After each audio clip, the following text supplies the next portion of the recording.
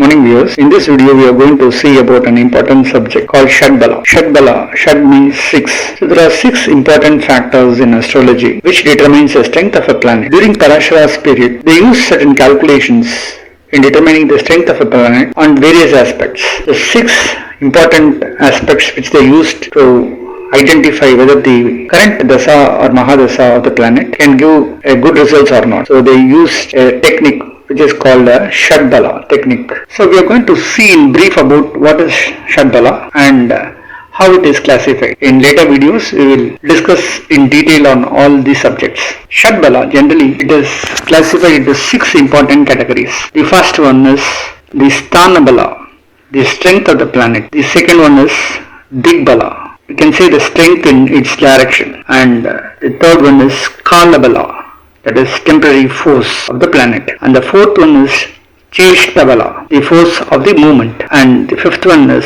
Naiskargika Bala, which is a natural force. And the sixth one is Drig Bala or Drishti Bala, we call as the power of aspecting. So now when we talk about all these 6 balas, so the first one is the Sthana Bala. See, what is Sthana Bala?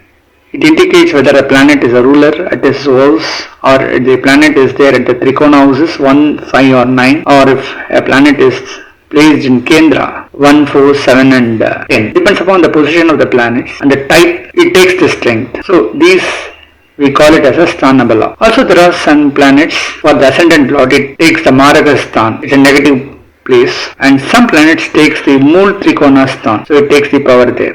A planet could exalt or debilitate at a particular house, so that is also considered as the strength of the planet. There could be some places which are houses of friendly planets, so it could give some positive results. And there will be some houses which could be for negative planets, so where they may not give the positive results.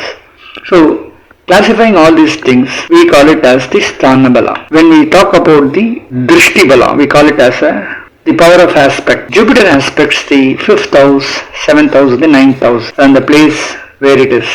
All planets aspects the 7th house from the position where they are placed in the chart. And when we talk about Saturn and Mars aspects the 4th house, 7th house and the 8th houses. Saturn aspects the 3rd house, 7th house and the 10th houses. So these are some of the special effects of the planets. When they are positive, those places will turn out to be positive, and if they are negative, the places will also give negative results. So this we call as a Drishti Bala or Drig Bala. In this segment we have another Bala called Dig Bala, the strength in its direction. Planets like Jupiter and Mercury takes the Dig Bala at the ascendant itself. So generally we take the ascendant of any native as the east side of the geography. So irrespective of the house it is, the ascendant determines the east position. So Jupiter and Mercury takes the Dig Bal at the ascendant. Now in Kendra, the 4th house, you have Moon and Mercury takes the Dig Bal. So it is very strong at the 4th house. At 7th house you have Saturn takes the Dig Bal, and at the 10th house you have Sun and Mars taking the Dig Bal. So in a chart, if your ascendant is Aries, so it is the place where the sun is rising. So in that particular place at the early morning, you have both Jupiter as well as Mercury takes its maximum power. Directly opposite side, it is, we call it as west, where we have Saturn takes its maximum power. And the middle of the day, that is the afternoon, where the sun is too hot, it is very high in its temperature, it will be the 10th house.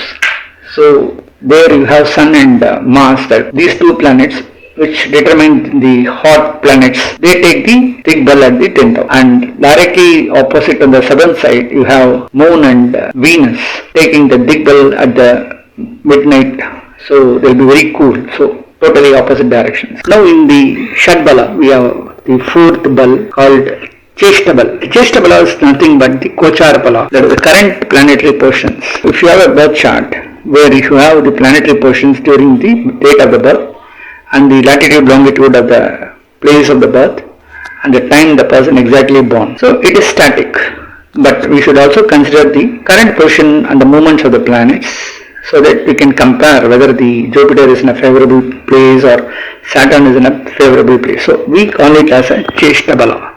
In the Shad Bala, the 5th one is Kala Bala. Certain planets are very powerful on certain period. We call as in a particular day, the Sun and Jupiter and Venus takes the maximum power during daytime. Similarly, the Saturn, Moon and Mars takes the maximum power in the night time. Mercury will have its full power throughout the day, and Rahu and Ketu will get its power in the night time.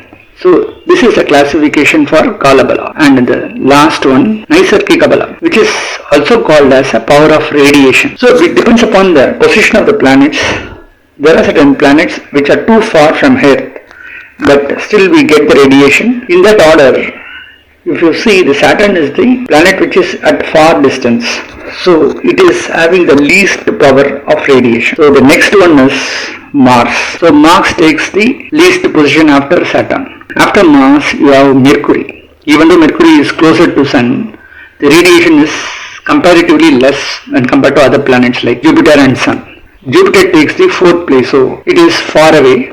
So the radiation is on the fourth place. And on top of Jupiter, Venus takes the maximum power, because even though Jupiter and Venus are at the same place, radiation from Venus will be more faster than compared to the Jupiter. Even Venus takes the radiation behind the Moon. So Moon takes the maximum radiation and Sun leads in this list. So this is a set of sequence where the planets have the radiation power. But ahead of Sun, you have Rahu takes the maximum power, and Ketu is the ultimate power. So in a horoscope, Ketu takes the maximum power. So that's the reason everybody is scared of Ketu Mahadasha, because it takes the maximum power of radiation. So if a person is having the Ketu Mahadasha, it will give a lot of impact depending upon the position of Ketu. So I hope you would have understood the different powers of the planets and the positions which are placed. In astrology, you need to consider all these aspects and determine a value of each and every planet and the position, so that you can able to predict easily. But this is not enough, but it is just a calculation. But there are other factors like positive planets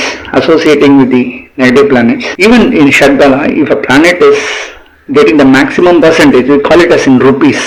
If it takes maximum value in the birth chart, if the planet which takes the maximum value or rupees in Shad Bal, if it is not associated with Jupiter or Venus, but it gets associated with Rahu or Saturn, that it will not give the expected results. Same way, in the Shad Bal, if a particular planet is giving the least value, but fortunately if it is aspected by Jupiter or Venus or getting associated by them, then it could give the maximum positive benefits. So we need to check all the parameters and different concepts. It is not a single line explanation. It has got so many factors to be checked. So I think by this time you might be